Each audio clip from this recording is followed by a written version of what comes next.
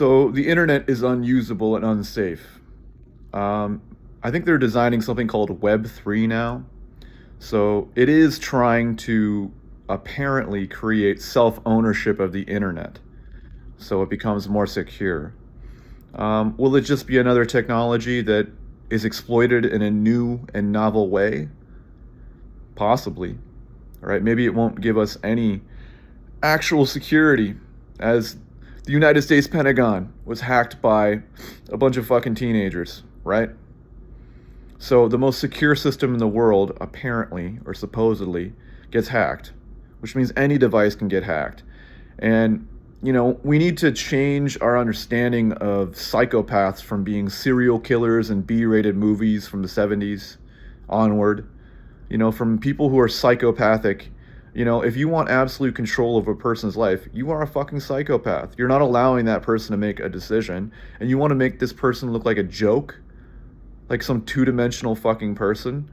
Well, who the fuck are you, right? If you're cyber stalking someone this severely, right, you're a fucking loser. You're a two-dimensional character who has no other personality than harassment, right?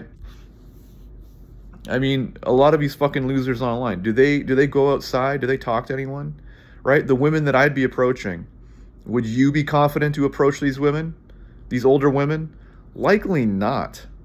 That's the irony, is that these people are such fucking losers, they wouldn't be comfortable talking to certain women that I would be, right? And these people are causing me issues. Anyways, as far as the internet being unusable and unsafe, there should be some sort of built-in feature.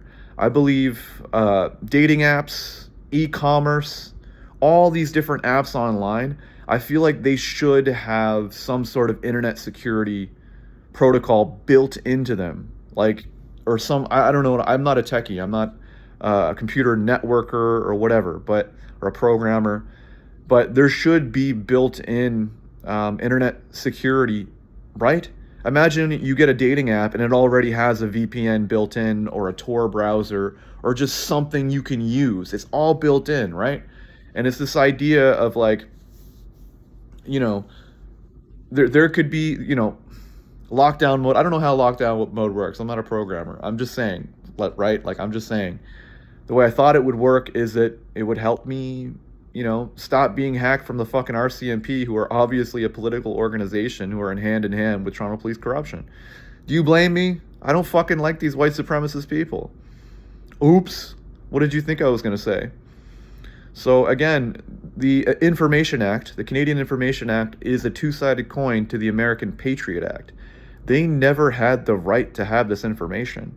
And if you want to talk about terrorist attacks, go back to the 70s and 80s. They had guns.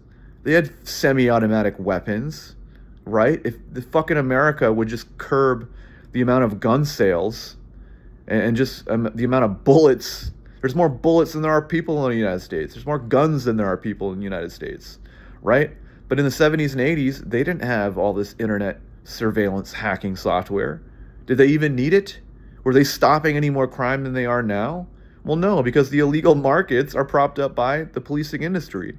So there's no real determinants that spying on people stops these people from creating these networks either way, even before the internet, right? It happens either way, these secret societies. But if the internet had built-in protection, like you got a dating app, it already had a VPN protocol. Imagine, right? The idea of, resisting all of our information. If we create technology to resist our information from being pilfered, then we can fight these intelligence agencies, and we should. Not only did Apple release the lockdown mode feature, Android should as well. We should bring it to the government and say, you know what? We cannot fucking trust government because you need to give up your fucking power. That's what it is right now. Companies like Google and Facebook and all these people, right? And Amazon. The thing about these monopolies is that, unfortunately, when you become a giant monopoly, you're creating toothbrushes, you're creating toilet paper, you're creating car batteries and car seats and baby toys and diapers, and you're creating all sorts of household appliances and chemicals and all this fucking bullshit, when really you're just supposed to be an e-commerce website like Amazon, right? So here's the issue, right? When you get a monopoly, the chain of power and money, it all accumulates at the top. Unfortunately, you don't get better toothbrushes. You don't get better toilet paper. You know, a company and a monopoly like Amazon is not going to have a revolutionary breakthrough in shitty ass toothbrushes, right? That's the thing. More monopolies, more control of a few corporations means there's actually not a challenge in the marketplace, right? We're supposed to have a free market economy. We do not live in a free market economy because of monopolies. They monopolize, they get to sell all these products, and guess what? Technology doesn't progress. Apple, the biggest, sorry, well, Apple, yeah, Apple's a big company, but Google, the biggest company, their search engine is stagnating. Elon Musk took over Twitter, their whole fucking foundation just fell apart. This fucking billionaire apparently is not very good at running businesses. If you look into what happened to PayPal. But look, like, it's just one such example. Why am I talking about capitalism? Because this power is consolidating at the top, and this technology is going to be abused by people who don't understand this technology. They're going to be creating these AI systems, and what they're not going to be anticipating is human nature.